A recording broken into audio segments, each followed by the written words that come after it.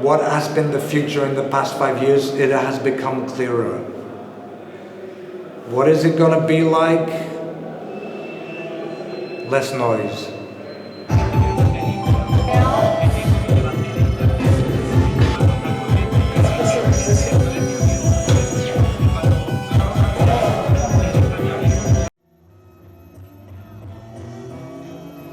I think in the past the future was very utopian, and I think that that's shifted so that people now think of the future as being very dark and apocalyptic and gritty.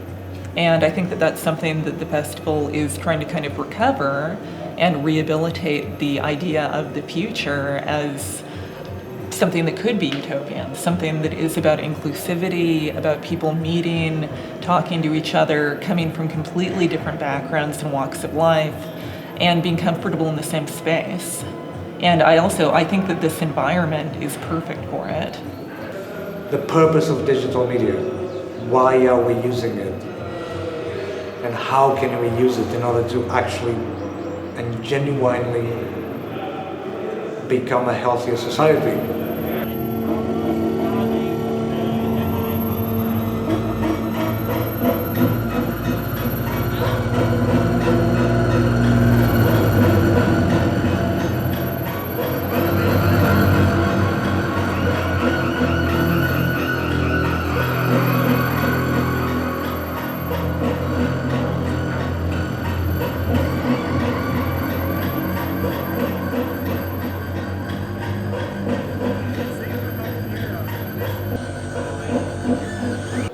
We are approaching the legal issues, the social context, the best way to organize the people in terms of human resources, how to do a lot with few economical resources. And in the end, we want to gather everything and have like not a guide, but like an introduction to how to set up a community radio.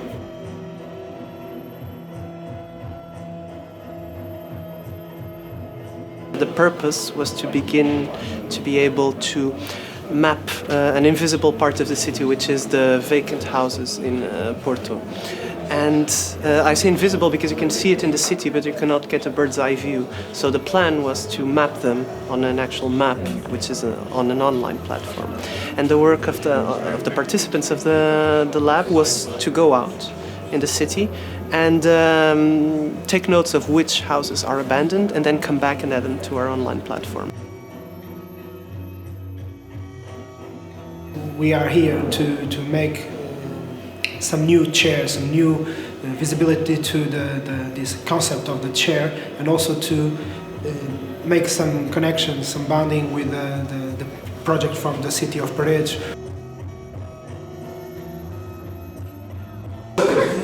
Track number 3, and middle.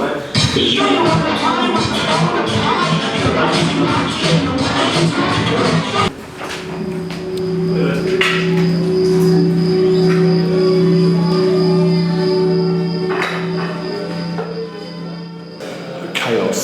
I think the whole idea of the sweatshop is it's going to be the first time we've done the sweatshop with this concept.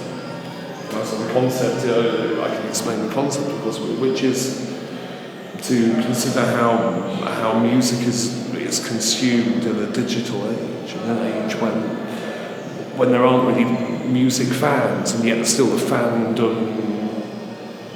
the concept of kind of pop fandom exists, where there aren't really like the networks and supports to kind of put this music out into the world. And so a lot of what this silly project that we're doing, a silly music project, is to kind of interrogate how music is distributed, how music is enjoyed these days. So whether it's going to be a success or not tomorrow, I've got no idea. Whether it's going to be enjoyable or not, I've got no idea. But it's going to be an entertainment. The 333 Sweatshop Orchestra.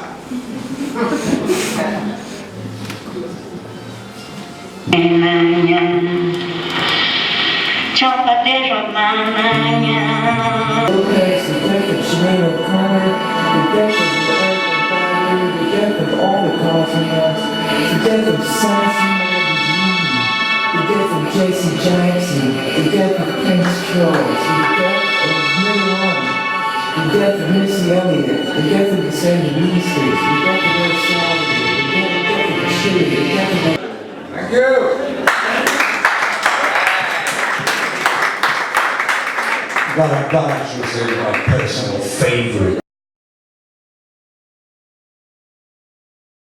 There's this bench where people can sit and send the messages, and we have the analog version of the Twitter where we just go out in the streets with speech balloons, and people can write a message on those balloons and any message they want.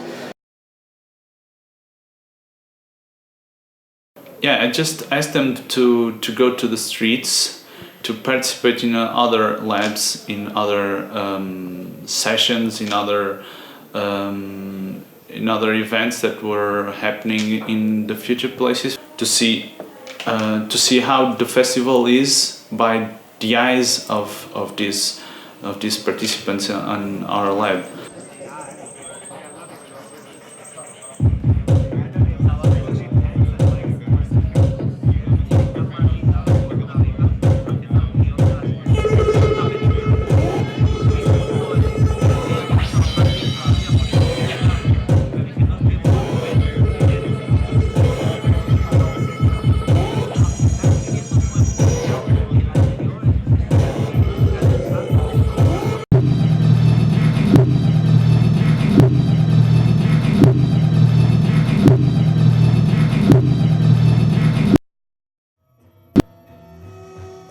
Non merci, je comprends.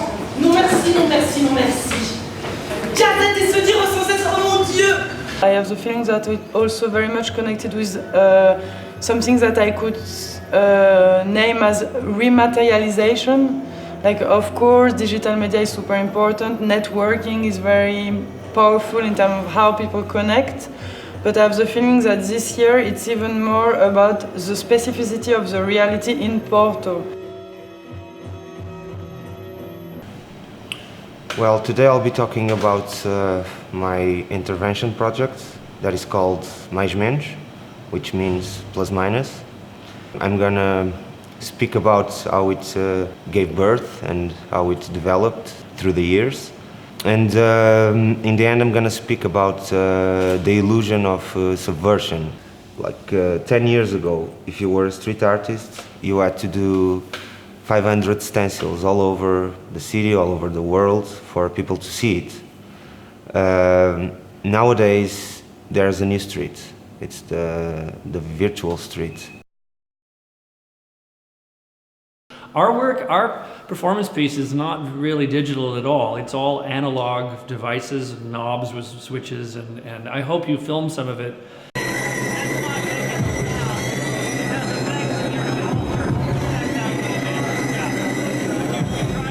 Do-it-yourself, accessible, homemade. After our show, we'll show the audience how we do what we do. We'll let the audience come up on stage and look at our equipment and play with it if they want to. But it's not very digital. There's no laptops in our performance. I actually don't like laptops in music. I don't like seeing laptops being used in music shows. I think it's really boring.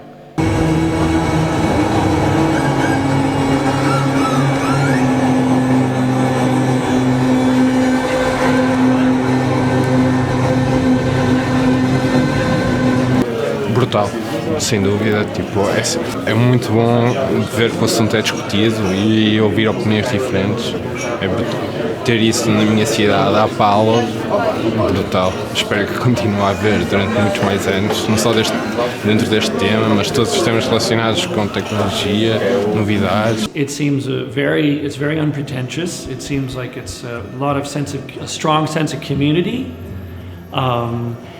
It doesn't feel like I'm just dealing with a bureaucracy or a very official corporate organization, like some festivals that I've been in. And it has a really nice quality to it. Sim, espero bem que haja. Que hajam mais festivais deste género, não tem que ser propriamente Future Places, mas festivais de arte sem ser só festivais de música e concertos, acho que tem todo o interesse. And so I'm really pleased with the direction that the festival's gone in, because I think now it's much more focused on the community in Porto and the people who don't necessarily define themselves as artists, people who don't necessarily say, oh, I'm a musician, I'm an activist, I'm an artist. They can be anybody. I mean, as Heitor was saying in his opening speech, I guess it was yesterday, I mean, hairdressers or car mechanics or just anybody can be a part of this. Anybody can be a part of the future. We are surrounded by a lot of information, digital mostly, and we see it, but we don't think about it. And I think that Future Places brings that. They provoke us in a way that we have to stop and think of what is surrounding us. A lot of workshops, a lot of thinking, a lot of talking, new connections, new friends, new allies, and also a possibility to look back and understand what we've done so far in 5 years, and therefore hope that this 5-year perspective will also help us understand what's coming in the next 5 years at the very least. So anybody can be a part of the future. You don't have to be a special person to be part of the future. You don't need to be a theorist or an academic or some great painter or some great digital media artist.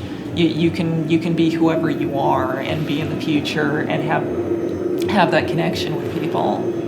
Which is another reason why we need to make sure that we get rid of the noise. We need to know what needs to be done. And digital media can help us in that sense. We can connect ourselves in different ways, in less hierarchical ways, become less dependent on the idea of a higher power. Take charge. It's our challenge. What do we propose? What do we want?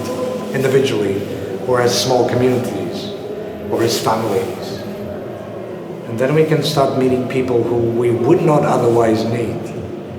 What I call social promiscuity. I mean, the noise, I think, would come from the diversity of so many different people coming together, so many different backgrounds and perspectives. And so it is a lot of noise. It's a lot of very divergent opinions and ideas coming together. But at the same time, there is, I think, the clarity in the community that is created, that from this diversity, you do get this space, both in a kind of abstract sense as well as in a physical sense, where people can come together and there is noise, but it's okay.